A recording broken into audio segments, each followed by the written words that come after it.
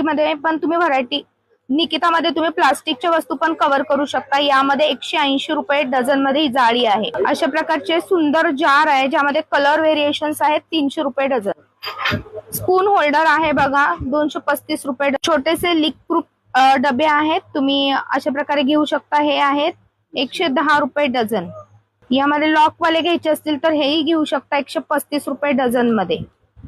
अशी भरणी आहे जी असणार आहे 220 रुपये डझन। मध्ये भरण्यांमध्ये असंख्य प्रकार आहेत, 135 रुपये डझन।